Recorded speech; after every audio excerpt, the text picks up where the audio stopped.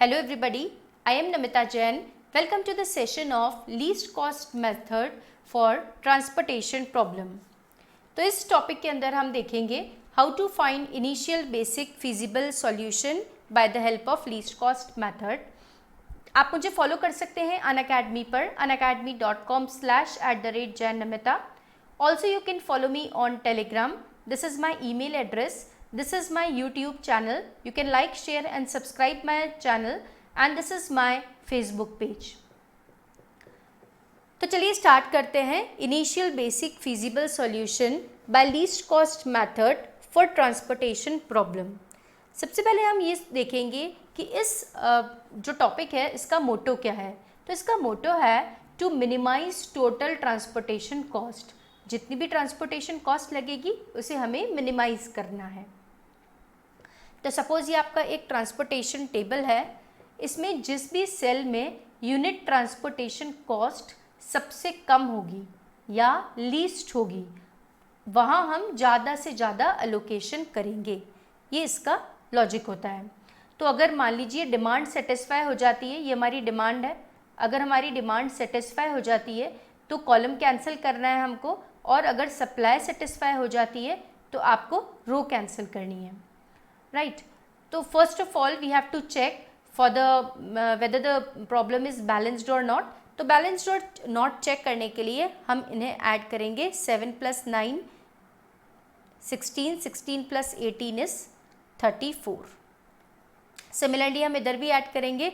5 + 8 13 + 7 20, 20 और 14 कितना हो जाएगा? 34 हो जाएगा. तो चलिए तो देखते हैं कि जो डिमांड और सप्लाई दोनों का जो हम एडिशन कर रहे हैं वो एडिशन कितना आ रहा है. वो बिल्कुल बराबर आ रहा है. अब हम इस क्वेश्चन को सॉल्व करना स्टार्ट करेंगे. तो सबसे पहले हमें देखना है कि यहाँ पे सबसे छोटा नंबर कौन सा है. तो चलिए देखते हैं कि यहाँ पे सबसे छोटा नंबर कौन सा है. तो as we can see here the smallest number here is 8. Okay. अब इसके करेस्पॉन्डिंगली हमें देखनी है डिमांड है 8 और सप्लाई है 18. अब 8 और 18 में से सबसे छोटा नंबर कौन सा है? 8 है. तो हम यहाँ पे इस तरह से एलोकेशन कर देंगे. एलोकेशन करने के बाद में ये हो जाएगा 0 और यहाँ पे कितना बचेगा? 10. जहाँ पे भी 0 होता है मैंने आपको बोला हम उस करेस्पॉन्डिंग चीज़ को इस तरह से डिलीट कर देते हैं. ओके. अब देखिए सबसे छोटा नंबर कौन सा है. तो सबसे छोटा नंबर है अब हमारे पास में 10. तो 10 के करेस्पॉन्डिंगली देखेंगे सप्लाई है 7 और डिमांड है 14. तो छोटा नंबर है 7. तो यहाँ से ये हो जाएगा 0 और ये कितना बच जाएगा? 7 बच जाएगा. जहाँ पे 0 होगा उसके करेस्पॉन्डिंगली हमने इस तरह से इस रो को पूरे को डिलीट कर दिया. ओके. अब देखते हैं नेक्स्ट छोटा नंबर कौन सा है. तो अब जो नेक्स्ट नंबर है हमारे पास वो है 20. तो 20 के लिए एक तरफ 7 है एक तरफ 10 है. 7 और 10 में से छोटा कौन सा है? 7. तो ये हो जाएगा 0 और यहाँ कितना बचेगा? 3 बचेगा. राइट. तो यहाँ जब 0 हो जाएगा तो इस पूरे को हम डिलीट कर देंगे. अब नेक्स्ट देखेंगे छोटा नंबर कौन सा है, मतलब जो बचे हुए नंबर्स हैं उनमें से. तो दैट इज़ 40. अब 40 देखिए 2 बार आ रहा है, इधर भी आ रहा है और इधर भी आ रहा है. तो 40 की डिमांड है 5 की और 40 की सप्लाई है 3 की. सिमिलरली इस वाले में 40 की डिमांड है 7 की और सप्लाई है 9 की. पर हमें तो मिनिमम नंबर देखना होता है तो मैंने यहाँ पे ये मिनिमम नंबर ले लिया. तो ये कितना हो जाएगा? 0 और यहाँ पे कितना बच जाएगा? 2 बच जाएगा. जहाँ पे 0 होगा उस पूरे को हम फिर से कैंसिल आउट कर देते हैं.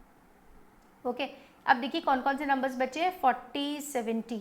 तो 40 और 70 में से छोटा नंबर कौन सा है? डेफिनेटली 40 है. और 7 और 9 में से छोटा क्या है? That is 7. तो इसको पूरे को हम 0 कर देंगे और यहाँ पे कितना बचेगा? 2. तो ये 0 हो जाएगा तो ये पूरा कैंसिल आउट हो जाएगा. अब कौन सा नंबर बचा है हमारे पास में? 70. तो 70 के करेस्पॉन्डिंगली यहाँ पे भी 2 बचा है, यहाँ भी 2 बचा है. डिमांड भी 2 है और सप्लाई भी 2 है. तो यहाँ पे मैं लिखूँगी 2. ये हो जाएगा 0 और ये भी हो जाएगा 0. ओके. तो मेरे ख्याल से आपको डेफिनेटली टेबल अच्छे से समझ में आ गया होगा कि हमने किस तरह से रो और कॉलम्स को कैंसिल किया है.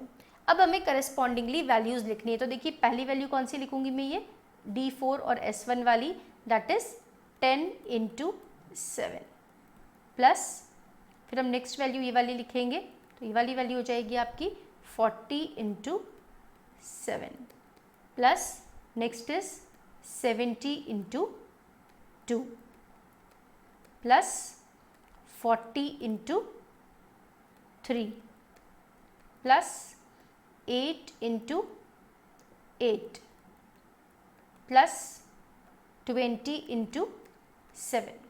तो ये हमारे पास वैल्यूज़ आएंगी ये वाली। तो 1 2 3 4 5 एंड 6 टोटल भी हमारे पास कितनी वैल्यूज़ आएंगी? 6 वैल्यूज़। अगर मैं इन सबको टोटल करूँगी तो इसका आंसर हो जाएगा 814। तो हमारी जो कॉस्ट निकलेगी वो कितनी आएगी? 814 आएगी। ओके, तो है ना बिल्कुल ईजी सा मेथड। तो इस मेथड के अंदर बेसिकली जो हमारा कॉन्सेप्ट था वो यही है। सबसे पहले सबसे छोटा नंबर देखो, उसके अकॉर्डिंगली आपको ये चेक करना है कि डिमांड सेटिस्फाई होती है या फिर सप्लाई। अगर डिमांड सेटिस्फाई होती है तो कॉलम को कैंसिल करना है, और अगर आपकी सप्लाई सेटिस्फाई होती है तो रो को कैंसिल करना है। तो I hope you might have enjoyed the session. So thanks for being with me and thanks for watching the video. Next video में हम करेंगे वोगल्स अप्रॉक्सीमेशन मेथड।